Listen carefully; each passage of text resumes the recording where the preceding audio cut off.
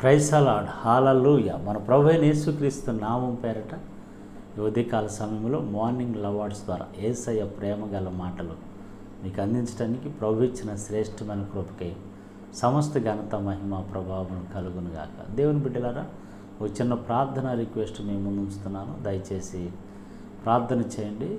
తిరుపతి జిల్లా వెంకటగిరి అనేటటువంటి ఊరు. ఇది చీరలకు ప్రాముఖ్యత. ఇక్కడ నేత నేసేవాళ్ళు బాగా ఎక్కువ ఉంటారు. చీరలకి ప్రాముఖ్యత ఉన్నట్టుగా మన జిల్లాలో, అంటే గుంటూరు జిల్లా ప్రాంతాల్లో మనం వింటూ ఉంటాం. అదేవిధంగా ఈ వెంకటగిరిని ఒకప్పుడు రాజులు పరిపాలించినటువంటి చరిత్ర ఉంది. ఇప్పుడు కూడా రాజుగారి కోట ఉంటుంది. ఆ కోటలో రాజుగారి యొక్క మనవడు, ముది మనవడు ఎవరో ఉంటున్నట్లుగా వార్తలు ఉన్నాయి. దేవునికి మహిమ. ఇక్కడ 15-16 సంవత్సరాల క్రితంగా ఇక్కడ పరిచర్య ప్రారంభించాం. అప్పటి నుంచి నేను వస్తూ పోతూ ఉంటాను. దేవునికి మహిమకరంగా ఇక్కడ పరిచర్యను ఒక సవాలుతో కూడినటువంటి పరిచర్య. ఎందుకంటే ఇక్కడ ప్రజలు చాలా మూఢ ఆచారాలతో భయంకరమైనటువంటి విగ్రహారాధన.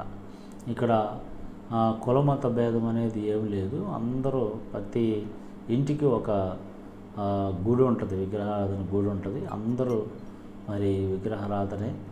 అయితే ప్రతి జాతర జరిగేటప్పుడు ప్రతి ఇంటి ముందు రక్తాన్ని చిందిస్తారు. మరి కత్తులతో ఒళ్ళంతా కోసుకుంటూ ఉంటారు.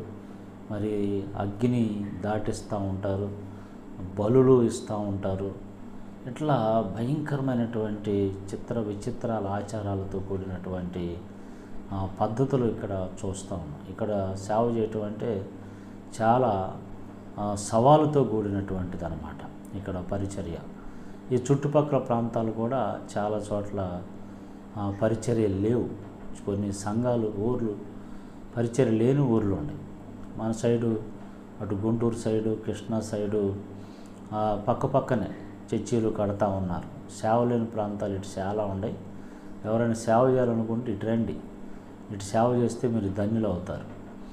సుఖం ఉన్న చోట, సౌకర్యాలు ఉన్న చోట సేవ చూసుకుంటున్నారు. డబ్బులు బాగా వస్తాయా, జనం బాగా వస్తారా, కానుకలు బాగా వస్తాయా, కార్లు కొనవచ్చా, బళ్ళు కొనవచ్చా, సంపాదించుకోవచ్చా, బ్యాంకు బ్యాలెన్స్, ఇవన్నీ చూసి సౌకర్యాలు చూసి సేవలు చేస్తున్నారు.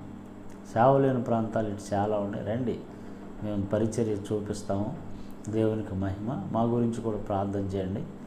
దేవునికి స్తోత్రాలు. ఈ వెంకటగిరి నుంచే ఈరోజు మీకు ఈ వీడియోని అందిస్తూ ఉన్నాను.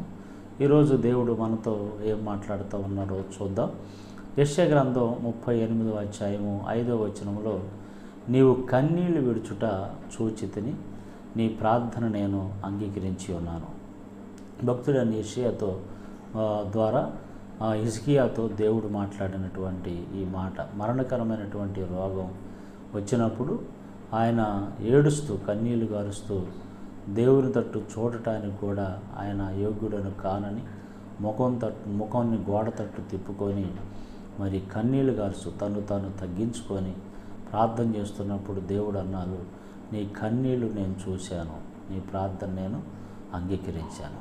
నా ప్రియ దేవుని బిడ్డలారా, మన కన్నీళ్లు దేవుడు చూడడండి. ఆయన చూసి సంతోషించే దేవుడు కాదు. మనం కన్నీళ్ళు గారుస్తుంటే దేవుడు చూచి చూడనట్టుగా ఉండేవాడు కాదు. ఒక పిల్లవాడు ఏడుస్తుంటే తండ్రి కన్నీళ్ళు తోడకుండా ఉంటాడా? తల్లి కన్నీళ్ళు తోడకుండా ఉంటుందే? చూడండి, మనం పిల్లల్ని కొట్టినప్పుడు ఏడుస్తారు. మళ్ళీ ఏడుస్తుంటే మళ్ళీ దగ్గర తీసి ఆ కన్నీళ్ళు తుడిచి ఏం కావాలమ్మా అని వాళ్ళని ముద్దు పెట్టుకొని వాళ్ళు అడిగింది ఇచ్చి ఆ ఏడుపును ఆపుతాం. మన దేవుడు కూడా, మన తండ్రి కూడా అంతే. మనం కన్నీళ్ళు గారుస్తున్నప్పుడు ఆయన చూస్తూ ఉండడు. మన కన్నీళ్ళు తుడుస్తాడు. తుడుచటమే కాదు, ఏం కావాలని అడిగి మనకిస్తాడు. మనం అడిగింది ఇస్తాడు. ఈరోజు నా ప్రియ దేవుని బిడ్డ, నీవు ఎలాంటి పరిస్థితుల్లో కన్నీరు కారుస్తున్నావో, ఏ స్థితిలో ఉండి కన్నీరు కారుస్తున్నావో, నీ కన్నీళ్లు దేవుడు చూస్తున్నాడు. నీ ఇంటిలో ఉన్న కన్నీరు దేవుడు చూస్తున్నాడు. కాబట్టి ఉదయకాల సమయంలో నా కన్నీళ్ళు ఎవరు చూడటం లేదు, నా దుఃఖం ఎవరు చూడటం లేదు, నా బాధ ఎవరు చూడట్లేదు, నన్ను ఎవరు పట్టించుకోవట్లేదు అని నీవు అనుకోగాకు. నీ కన్నీళ్ళని దేవుడు చూసి నీవు కోరింది నీకు ఇస్తా ఉన్నాడు. ఆయన మన తండ్రి, నీ తండ్రి. నీ తండ్రి నీ కన్నీళ్ళు తుడుస్తూ ఉన్నాడు. ప్రార్థన చేద్దాం.